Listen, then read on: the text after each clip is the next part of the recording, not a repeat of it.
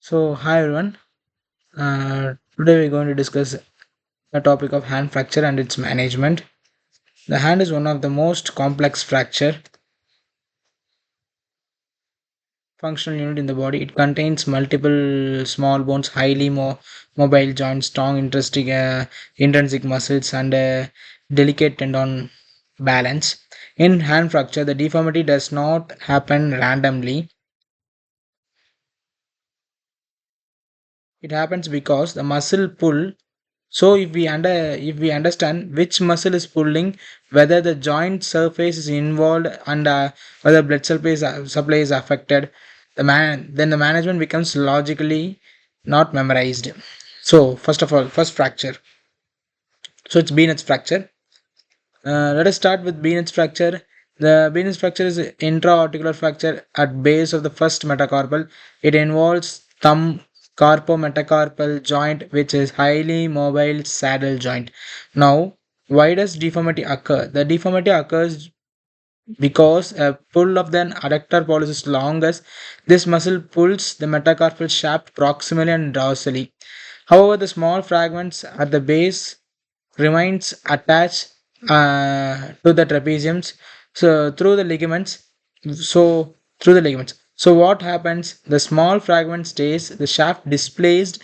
This creates the subluxation of the thumb and CMC joint. Now, why the fracture is unstable? Because the thumb is constantly under the muscle force and highly mobile. So if we apply only the cast, the muscle pull will be re-displace this fracture. Therefore, the management includes K-wire and K-wire fixation or open reduction in the internal fixation in this fracture type of fracture. So the goal is to neutralize the muscle and restore the joint alignment.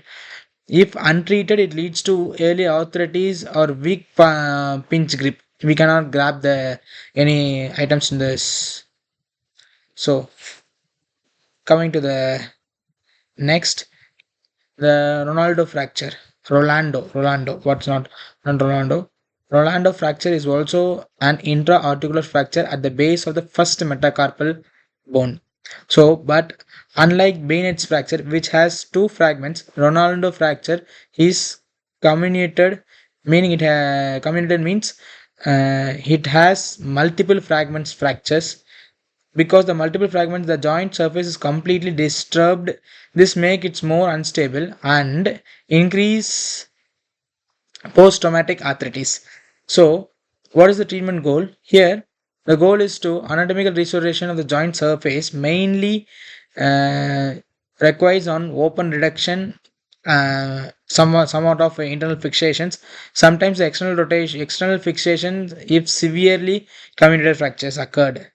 What is the principle? Any intra-articular fracture must be reduced anatomically to prevent arthritis. So, the next fracture, Brox's fractures. This is the fracture of the neck of the fifth metacarpal bone. It usually occurs due to punching injury. The activity of punching while it occurs in the Brox's. Now, let us understand the deformity. The introsis muscle and the flexor tendon pulls the distal fragment, causing volar angulation. So, the knuckle appears flattened. This is how here the important clinical point. The angulation is sometimes acceptable, but rotational deformity is not acceptable because even small rotation causes the finger to overlap the neighbor during flexions. Uh, that disturbs the grip mechanics. So the management depends on the deformity. If the angulation is acceptable, splint and rotational deformity is present in the surgery. The function is always more important than the cosmetic appearance. The me- metacarpal head fractures uh,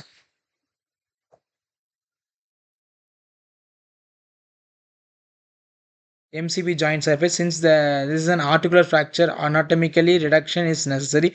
If not restored properly, it leads to stiffness and arthritis. So metacarpal base fracture are often unstable because the ligament and attachments are unstable. If unstable fixation is required, the joint continuity must be present. So, mm, for the completed the session of one, now we move to the tendon and avulsion injuries and the phalanges fractures briefly on the next class.